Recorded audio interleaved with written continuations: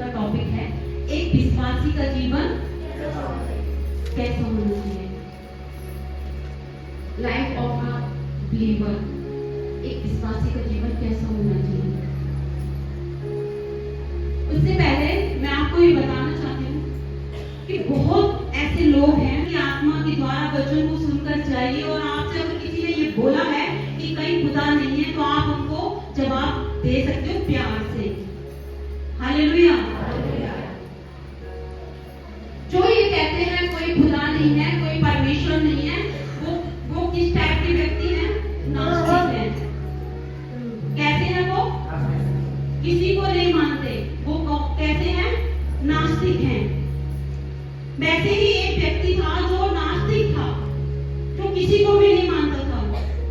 वो कहता था परमेश्वर है ही नहीं, दुष्ट आत्माएं है ही नहीं, स्वर्ग है ही नहीं। जबकि बाइबल के आज की वचन संहिता में क्या है कि परमेश्वर स्वर्ग से क्या करते हैं? देखते हैं, दृष्टि करके मनुष्यों को। हालेलुया।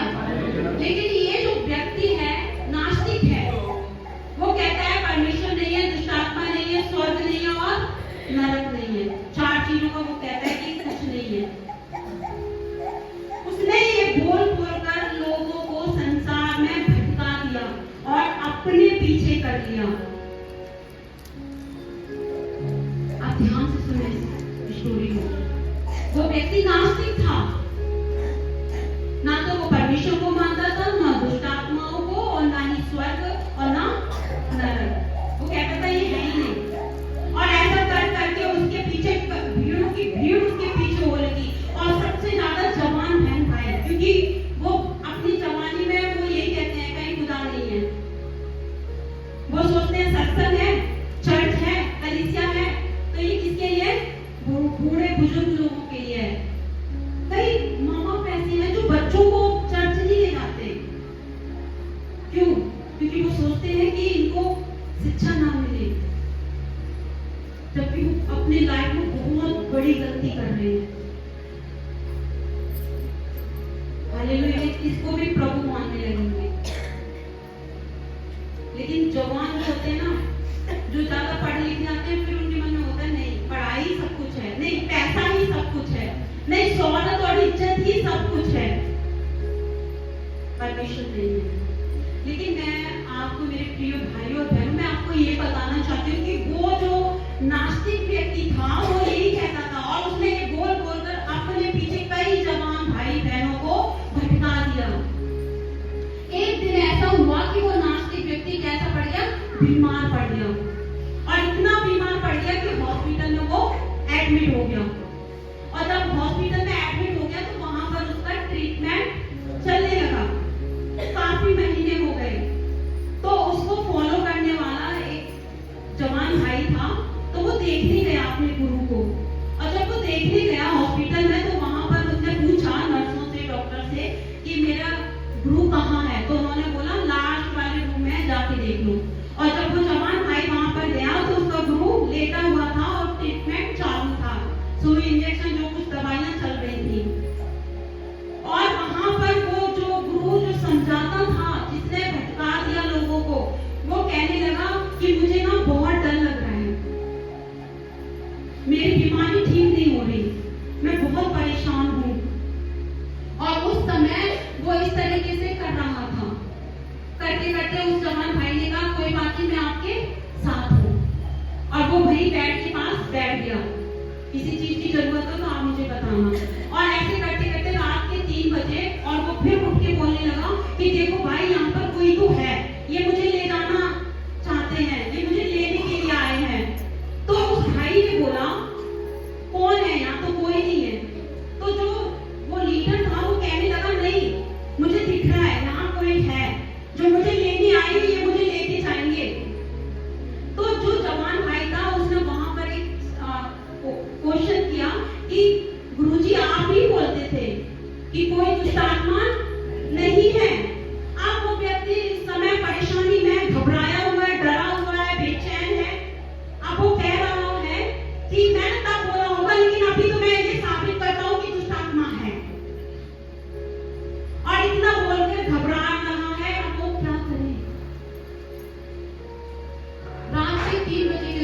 थोड़ी देर बाद उसकी मौत हो गई।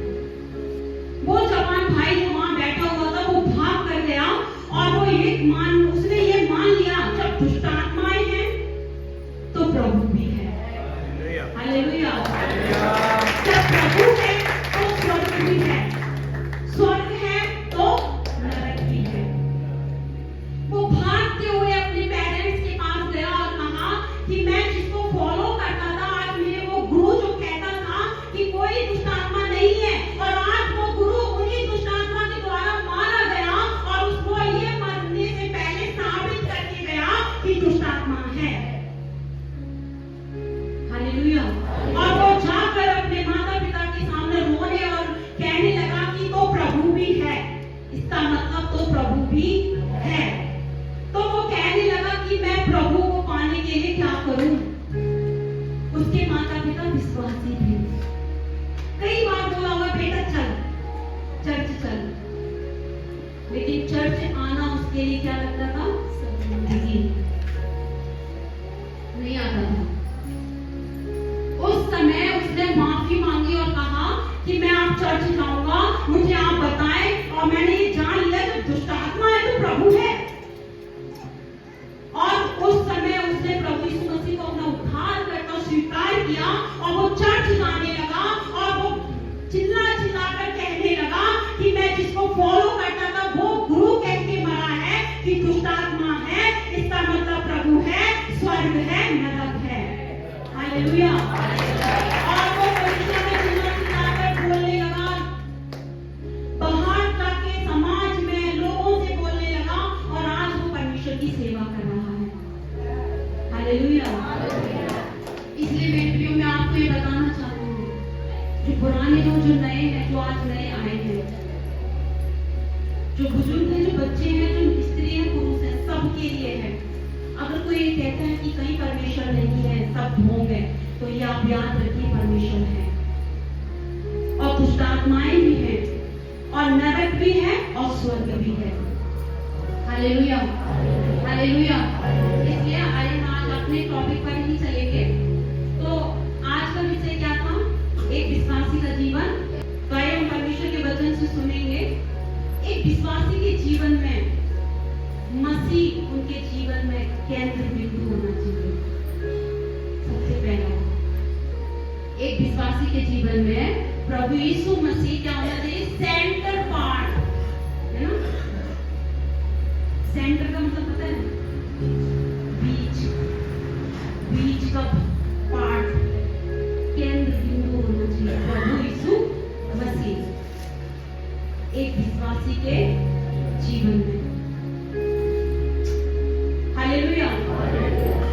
कई बार हम देखते हैं, कई लोगों का केंद्र बिंदु पता है क्या होता है, सेंटर पार्ट, मनी, संपत्ति, पैसा, दूसरा रुतबा, तीसरा वाइन, शराब, नशा, है ना। उनके जीवन में क्या होता है, उनके जीवन का सेंटर पार्ट होता है, उनका वही सब कुछ होता है। और लास्ट मूवी, फिल्म। अगर आज आप इन चीजों में हो, इन 4 चीजों में, तो आप बदलते अपने जीवन को। एक मनुष्य के जीवन को हम 2 स्वभाव में देख सकते हैं। पहला, सेल्फ सेंटर्ड लाइफ, मतलब स्वार्थ का क्या जीवन जीना। और दूसरा, क्राइस्ट सेंटर्ड लाइफ, मसीह केंद्रित जीवन जीना, मसीह के अनुसार जीवन जीना। 2 तरह के व्यक्ति को हम यहाँ पर देख सकते हैं। हालेलुया। बोलो प्रभु यीशु मसीहा की जय, राजाओं के राजा की जय। सोने वाले बोले हालेलुया। तो हम यहाँ पर क्या देखते हैं, 2 तरह के व्यक्तियों को देखेंगे वचन से। तो हम यहाँ अगर निकालेंगे गलातियों की किताब, नए नियम में है, इसका 5 अध्याय,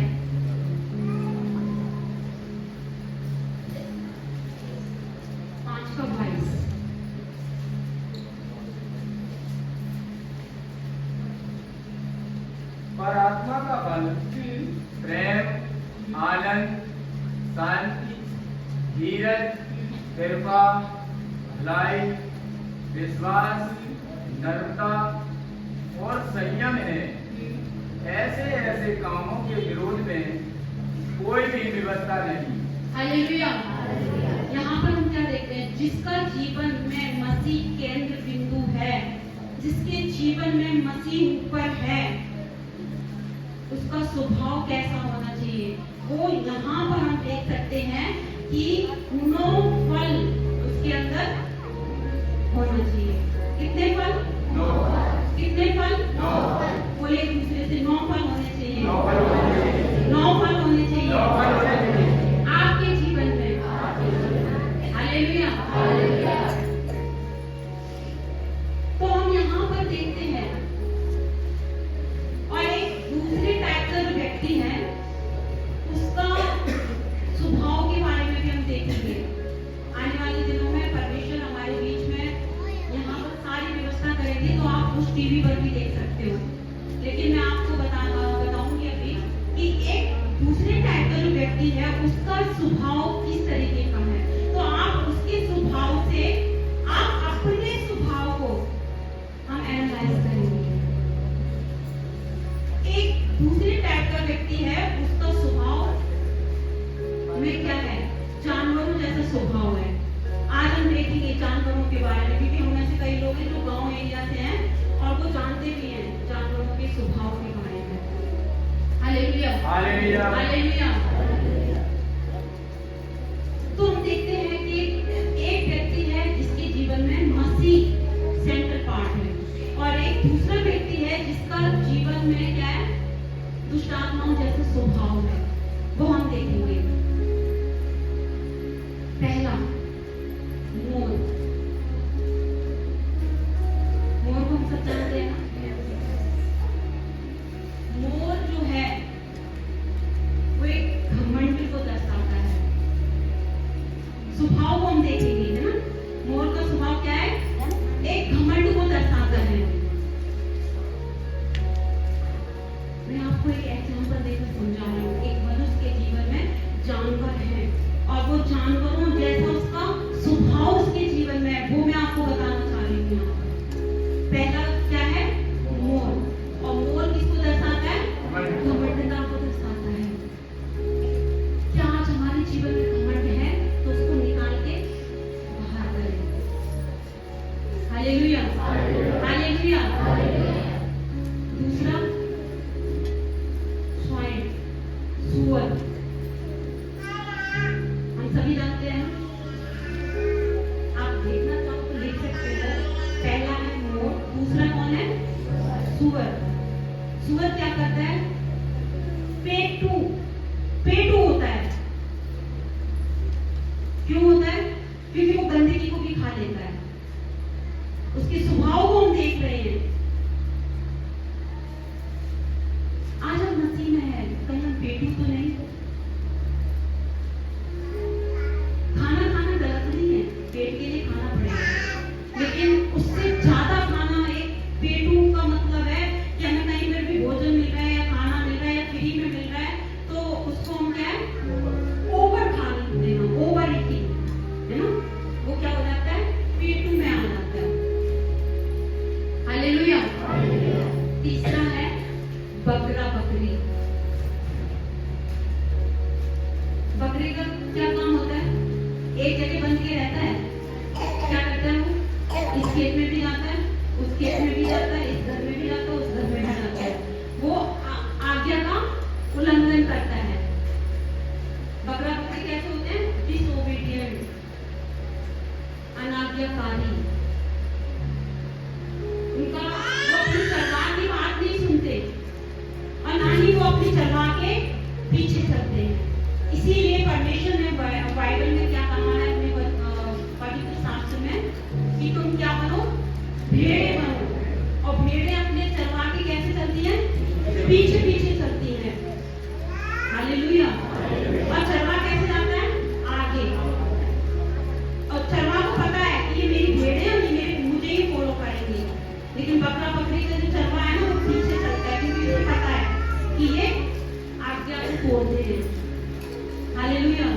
क्या आज आपका जीवन ऐसा है? क्या आज आप आज्ञा को तोड़ रहे हैं? क्या आज आपके जीवन में कोई एक चरवाह है?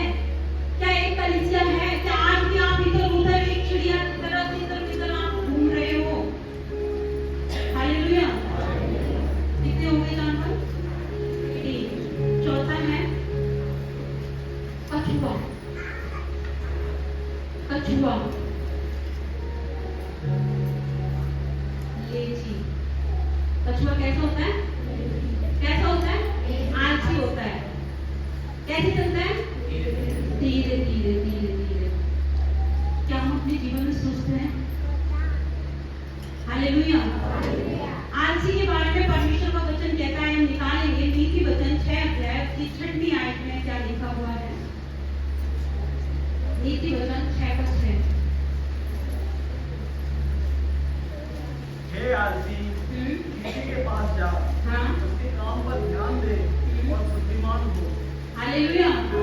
क्या लिखा है? आलसी। कछुआ कैसा होता है? कछुआ का स्वभाव कैसा होता है? आलसी होता है। और यहाँ पर दिया हुआ है कि हे आलसी, किस पर ध्यान दे? चींटियों पर। हालेलुया। क्या आज हमारा मसीह में होते हुए आलसी ऐसा स्वभाव है तो उसको क्या करो? निकालो आज। जैसे झाड़ू से हम क्या करते हैं? घर की सफाई करते हैं ना, गंदगी को साफ करते हैं। आज वचन से आपके जीवन की गंदगी साफ हो रही है। हालेलुया। हालेलुया। और नेक्स्ट है टाइगर, चीता। चीता किस चीज को दर्शाता है? बताइए। क्रोध। चीता किसको दर्शाता है? एंगर को, क्रोध को। हालेलुया। हालेलुया। चीता किसको दर्शाता है? क्रोध को। क्या आज भी हमारे जीवन में चीते जैसा स्वभाव है? क्या आज भी हम मसीह होने के बावजूद भी आज भी हमारे जीवन में क्रोध है? बाइबल कहती है क्रोध तो करो पर क्या ना करो? पाप मत करो। आज हम क्रोध में आके क्या नहीं करते? अपने आप को भी कोसते हैं, दूसरों को भी कोसते हैं। गलत है। क्रोध हमारे जीवन में हावी ना होने पाए, बल्कि मसीह का स्वभाव क्या हो? हावी होना चाहिए। हालेलुया। हालेलुया। बोलो प्रभु यीशु मसीह की जय। इस समय आएंगे निकालेंगे यफिसियों की किताब उसका 4:26। यहाँ पर ये लिखा है कि क्या ना करो? क्रोध तो करो पर पाप मत करो। सूर्यास्त होने तक तुम्हारा क्रोध ना रहे। यहाँ पर हम देखते हैं, अगर हम क्रोध करते हैं और क्रोध के साथ साथ यहाँ पर लिखा हुआ है हम मनुष्य हैं, हड्डी और मांस के बने हैं, क्रोध तो आएगा।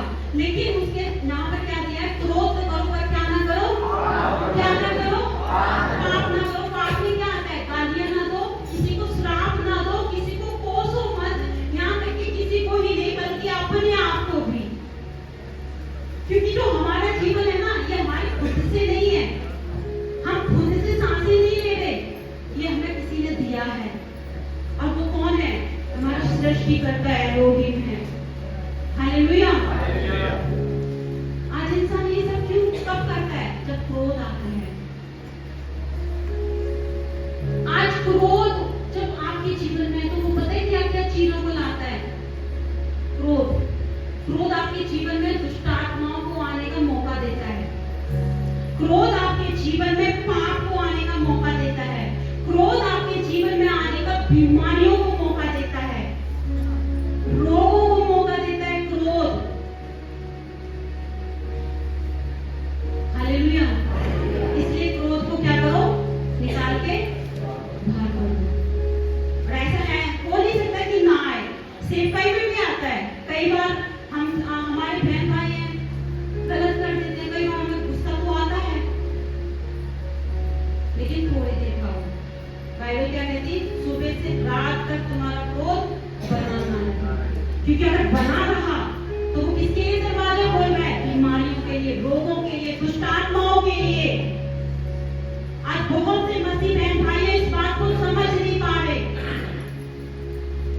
क्रोध करते हैं और उसको क्या करते हैं, एक दिन, 2 दिन, महीने, सालों साल बनाए रखते हैं अपने अंदर। बहुत से ऐसे हैं जो दूसरों को क्षमा नहीं कर पाते हैं। फिर वो क्या होता है, उनकी लाइफ में दुष्ट आत्मा को आने का मौका मिलता है।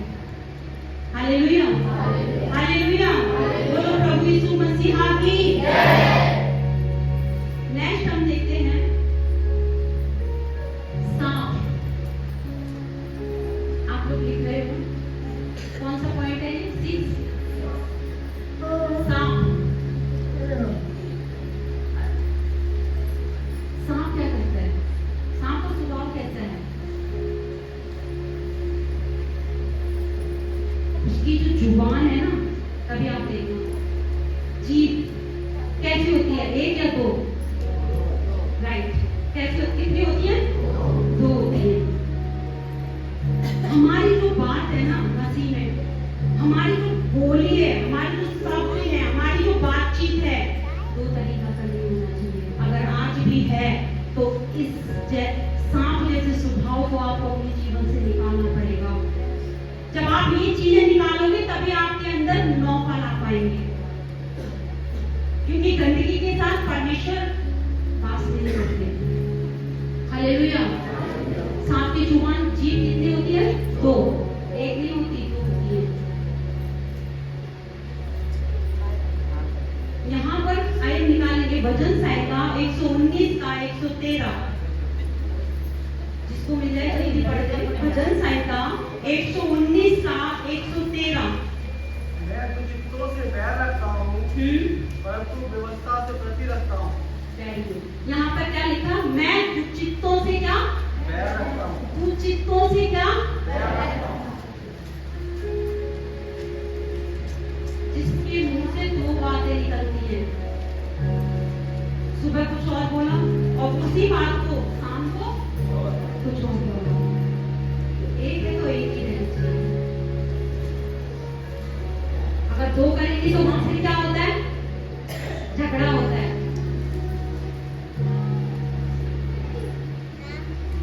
यहाँ पर क्या लिखा हुआ? मैं दुचित्तों से तो क्या रखता हूँ? बैर रखता हूँ, परंतु तेरी व्यवस्था से प्रीति रखता हूँ। परमेश्वर की व्यवस्था नहीं सिखाती कि हमारी एक बात 2 बातों में रहे। हालेलुया। इसलिए अगर आपके जीवन में सांप जैसा स्वभाव है, जुबान है, तो उसको निकाल के भाग रहे। हालेलुया। लास्ट मैडम,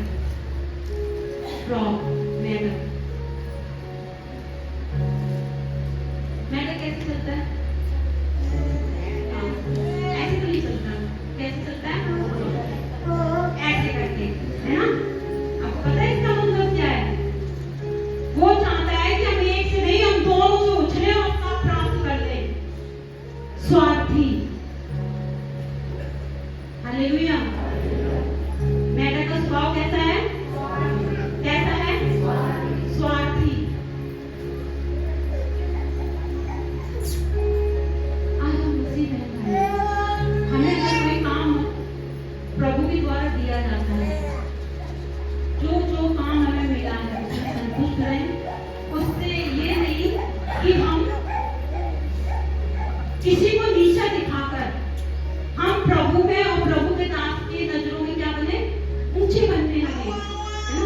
ये तो कुछ नहीं करते, ये तो कुछ नहीं करते, और वो फिर क्या करते? गलत इरादे के साथ सोचते हैं कि अब हमें ही सब कुछ। स्वार्थी, है ना? वो इस तरह से नहीं, उस तरह से, उस तरह से नहीं, वो वहां वो क्या चाहते हैं कि सब कुछ क्या हो जाए? मेरे कंट्रोल में हो जाए। सारी जिम्मेदारी किसके कंट्रोल में? मेरे पास हो जाए। इस भाई को ना मिले, इस बहन को ना मिले, बल्कि सब कुछ किसको मिल जाए? मुझे मिल जाए। और इस चक्कर में वो क्या करते हैं? अपने से बड़े छोटे का लिहाज नहीं करते, क्योंकि परमेश्वर का वचन क्या कहता है? तुम दीनता के साथ परमेश्वर के सामने बने रहो तो परमेश्वर तुम्हें क्या बनाएगा? श्रोमणी बनाएगा।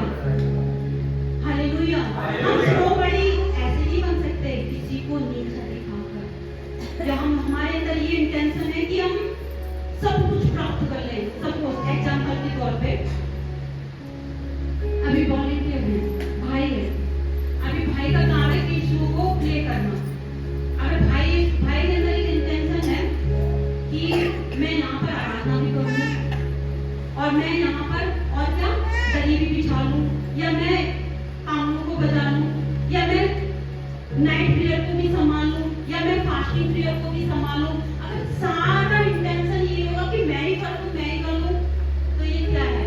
और ये सब करने में भी पता है अपने आप को पास्टर के सामने या प्रभु के सामने क्या अच्छा दिखाना, ये क्या है? अपने आप स्वार्थी बनना, मतलब हमें सब मिल जाए, लेकिन मिलेगा आपको कैसे?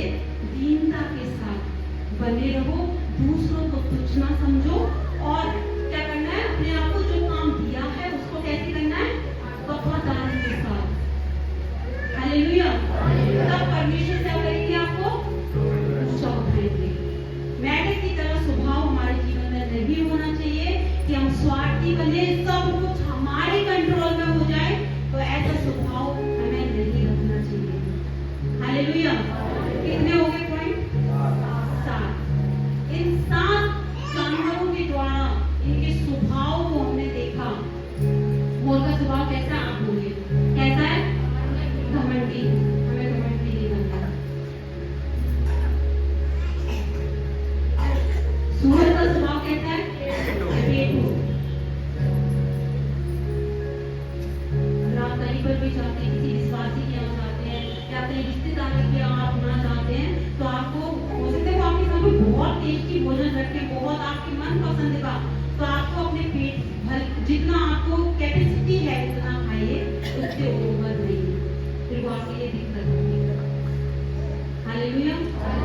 क्या नहीं बनना है? पेटू नहीं बनना। चर्च में भी खाना वगैरह होता है ना, पेट पर खाइए, उससे ओवर नहीं। और तीसरा, बकरा बकरी का स्वभाव कैसा होता है? क्या करता है? आज्ञा काटता है ना, तो आज्ञा नहीं मानते, वो अपनी चरवा के पीछे नहीं चलते। अगर आपसे पहले आप ऐसे हो कि आप इधर उधर भटक रहे हो, तो आप एक जगह स्थिर हो जाइए।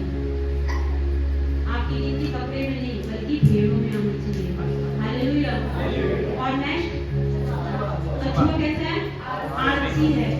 तो हमें ध्यान लगाने की इस पे चींटियों पर, जो मेहनत करके अपना क्या करते हैं?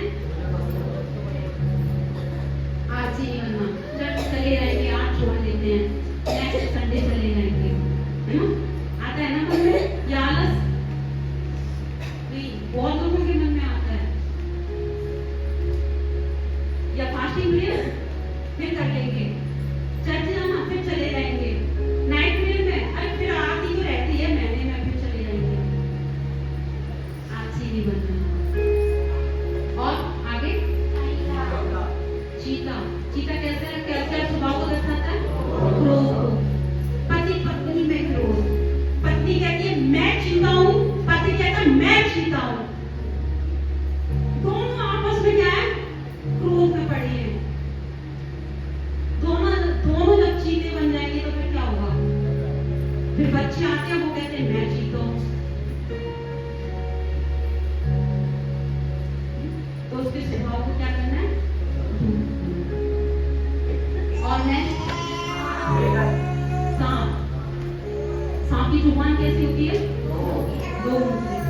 तो बाइबल क्या कहती है? तुम्हारा दुचित्ता मन ना हो, एक ही तरफ रहे, क्योंकि एक ही प्रभु है, एक ही परमेश्वर है, एक ही बपतिस्मा है, एक ही कलीसिया, एक ही विश्वास है। हालेलुया। हालेलुया। और नेक्स्ट, कैसा होता है? स्वार्थी ना बनना। हालेलुया।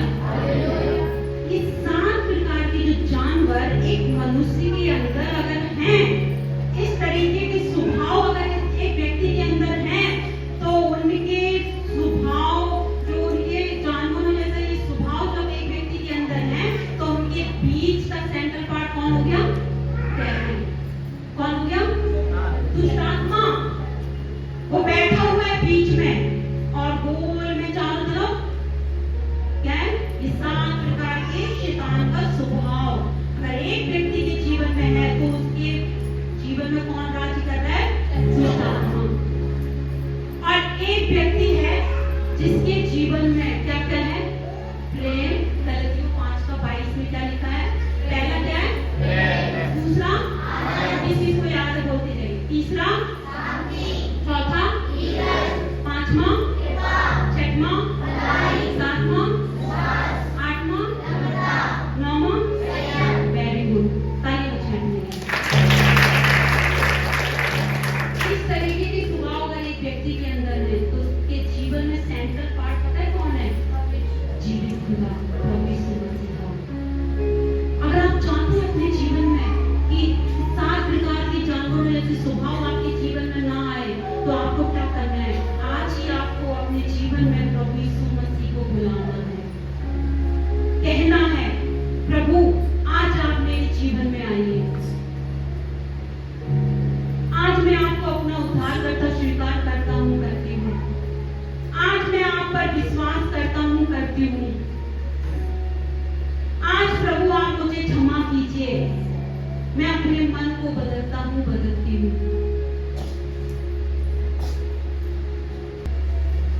तब आप बचोगे। Hallelujah, hallelujah.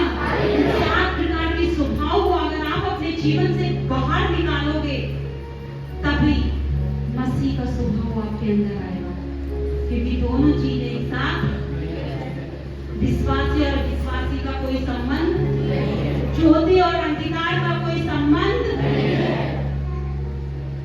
जैसे तेल और पानी का कोई संबंध है? डाल के देखा कभी? क्या होता है? अलग अलग हो जाता है ना, तेल अपना अलग और पानी अलग। गेहूं और भूसे का कोई मेल है? अलग अलग है। ज्योति और अंधकार का कोई मेल है? अभी यहाँ अंधेरा है, लाइट को कर दो तो क्या हो जाएगा? और ज्योति को हटा दो तो क्या आ जाएगा? वैसे ही परमेश्वर